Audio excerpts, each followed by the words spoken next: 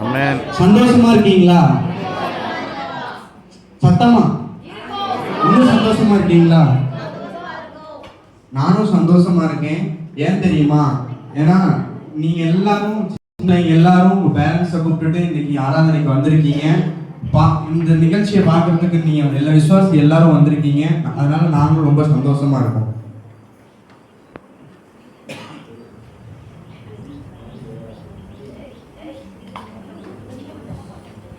பொம்மையெல்லாம் பார்த்தா யாருக்காவது பயம் இருக்கா? இல்ல இல்ல.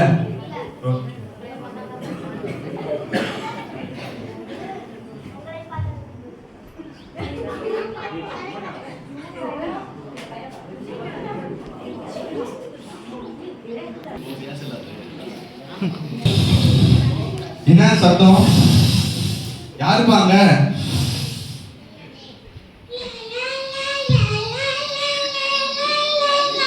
ஐயோ பயமா இருக்கே.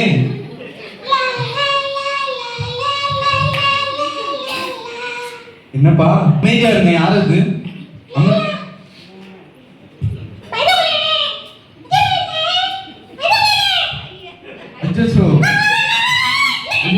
பயமா இருக்கு. அமைதியா இரு. அமைதியா இரு சொல்றேன். அமைதியா இருமா. நீ எங்க இருந்து வந்திருக்க? அப்படியா? உன் பேரு? எல்லாரும் சொல்லுங்களா? அவங்களுக்கு தெரியாதுமா. உன் பேர் என்னன்னு சொல்லு. என்னம்மா அப்படி சொல்லிட்ட?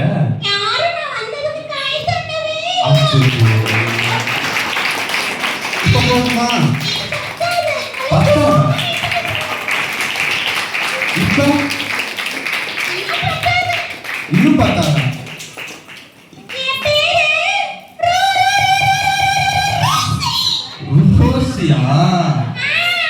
நீ எங்க இருந்துமா வர? கோவப்படாதம்மா. சரி ரோசி, இப்ப நீ எதுக்காக இங்க வந்திருக்க? பிரியாணி சாப்பிடையா?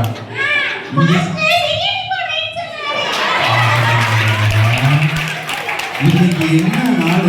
ஏசப்பா பிறந்தத கொண்டாட வந்திருக்கேன்னு சொல்லுவ பார்த்தா பிரியாணி சாப்பிட வந்திருக்கேன்னு சொல்லி உனக்கே நல்லா இருக்காமா? சோறு முக்கியமா?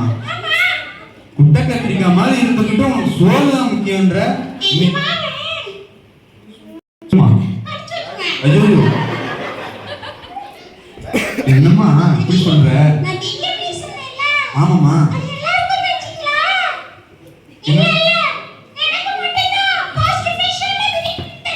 பாத்தியா? அப்ப எங்களுக்கு தர மாட்டியா? சரி விடுமா, நீயே சாப்பிட்டுக்கமா. இப்ப எதுக்கு வந்திருக்க நீ சொல்லு. அது எல்லாத்தையும் ஆவலாக்குறாங்க.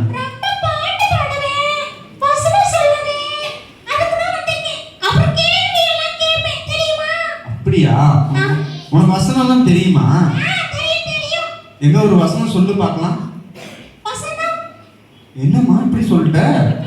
வசனம் சொல்லுனா வசனம்ன்ற. இயேசு பிறந்ததுக்கு ஒரு வசனம் சொல்லு. தெரியுமா? சொல்லுமா. சொல்லுமா.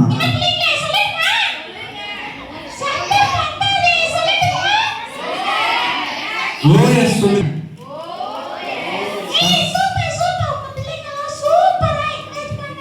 ஆமா அப்படிதான். எங்க பிள்ளைங்க இஎல்சி பிள்ளைங்கல்ல. ஆமா பின்ன.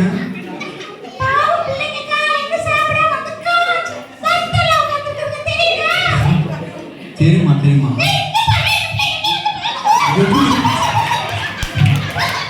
ஏமா ரோசி, ஏமா சின்ன பிள்ளை விரட்டுற?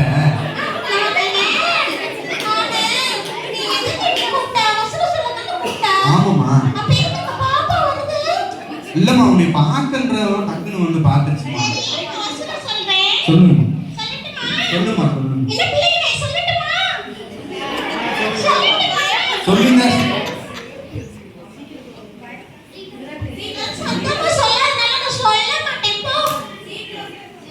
சீக்கிரம் சொல்லுங்க. எல்லாம் சத்தமா சொல்லுங்க.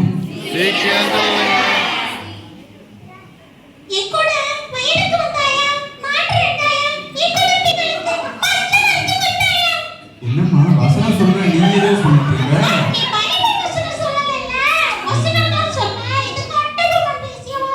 சரி எல்லா பேரும் பைபிள் வசனம் சொல்லுங்கன்னு சொல்லுங்க.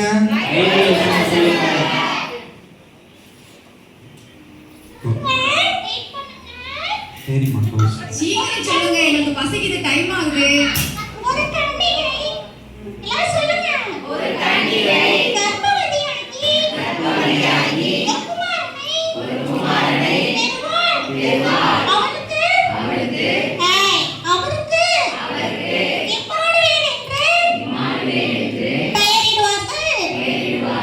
இம்மானுவேல் என்பதற்கு தேவன் நம்மோடு இருக்கிறார் என்று அர்த்தமாம். மத்தேயு 1:28. சூப்பர்மா. அம்மா ரோசி, நீ கேள்வி கேட்கிறேன்னு சொன்னீல்ல, இப்ப கேட்கலாமா? கேளுமா. இப்ப தெரியும் பாரு. முதல் கேள்வி, யோசேப்பு எப்படிப்பட்டவனா இருந்தா?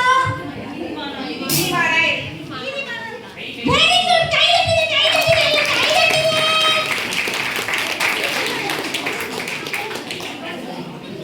இரண்டாவது கேள்வி, மரியாள் எப்படி கர்ப்பவதியானாள்? யாராவது ஒரு ஆள் கை தூக்கிட்டு அதுக்கப்புறம் ஆன்சர் பண்ணு. ஹேண்ட் ரைஸ் பண்ணி இன்னும் கூட சொல்லுங்க. யாராவது ஒரு ஆள் டாக்டர் ஃபர்ஸ்ட் யார்? அடுத்த விஷயம். யோசேப்பு எப்படிப்பட்டவனா இருந்தான்? என்ன இப்படி குழுவா சொன்னா நாங்க யாருக்கு தான் பரிசு கொடுக்கிறது? ஏன் ரோசி கோவப்படாதம்மா. ஆன்சர் தெரியறவங்க கை தூக்கினா மைக் வந்து தரேன், அதுக்கப்புறம் சொல்லு. சொல்லிட்டீங்களா முதல் கேள்விக்கு பதில்? சரிங்க. அப்படி எல்லாம் காட்டி அடிக்க கூடாது. அப்ப பரிசு கிடைக்காது, பாத்துக்கோங்க. ஆமா. சரிம்மா, அடுத்த கேள்வி கேளு. இரண்டாவது கேள்வி, மரியாள் எப்படி கர்ப்பவதியானாள்? கையை தூக்குங்கப்பா.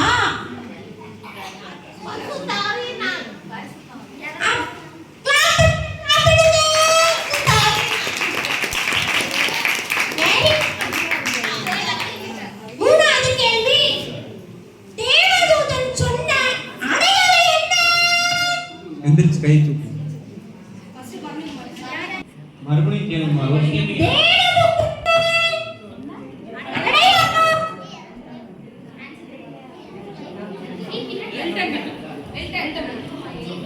குழந்தையை தொட்டிலில் சுற்றி முன்னணியில் கிடந்திருப்பார்கள்.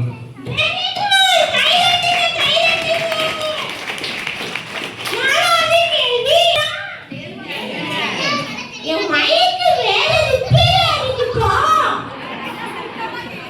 இதுக்கு மேல எப்படிப்பா பேசுறது? முன்னாடியே சொல்லிருக்கலாம்ல.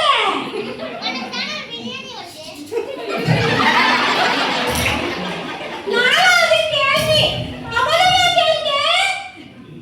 பெத்லகேம் எந்த தேசத்தில் உள்ளது? பின்னாடி யூதா தேசத்தில். Very good. அஞ்சாவது கேள்வி, போலாமா? யார் தமது ஜனங்களின் பாவங்களை நீக்கி ரட்சிப்பார்? எல்லாரும் பரிசா? Very good. ஆறாவது கேட்கலாமா? ஆறாவது கேள்வி கேட்கலாமா? சாஸ்திரிகள் எங்கிருந்து எங்கே வந்தார்கள்?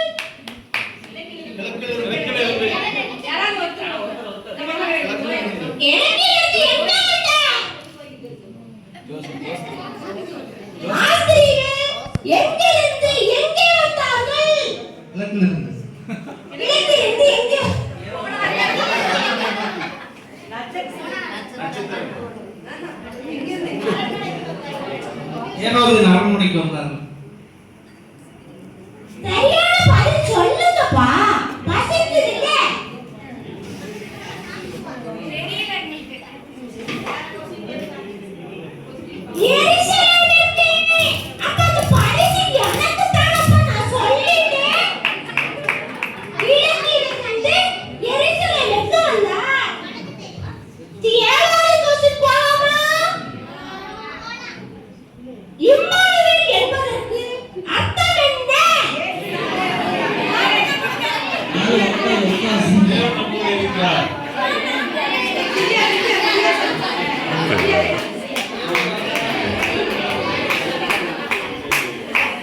சொல்லியாச்சா?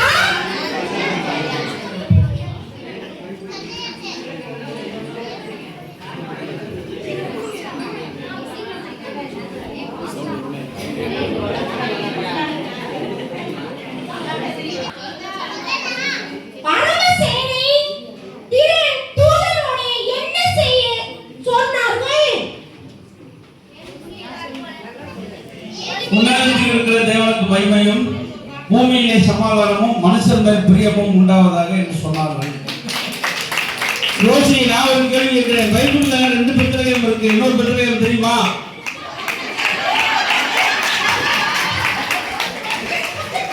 எல்லாம் கையிட்டு முடிச்சிட்டீங்களா? எனக்கு கேள்வி கேட்க மாத்திரம் தப்பா தெரியும், பதில் தெரியாது. ப்ரோக்ராம் முடிச்சுட்டாங்க ரோஷி. 2 பெத்லகேம் வந்து இருக்கு. எட்டாவது கேள்வி கேட்கவா? இப்ப நம்ம வாசையை நமக்கு சொந்த வசனம் தான். இப்ப எப்படி ஒரு ஞாபகம் பார்க்கலாம்.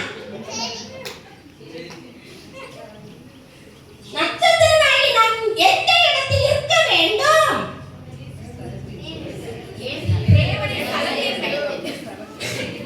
ஒருத்தர் சொல்லுங்க, நல்ல பதிலா சொல்லுங்கப்பா. இருக்கக்கூடிய இடத்துல இருக்க வேண்டும். கரெக்ட், கையெழுத்து.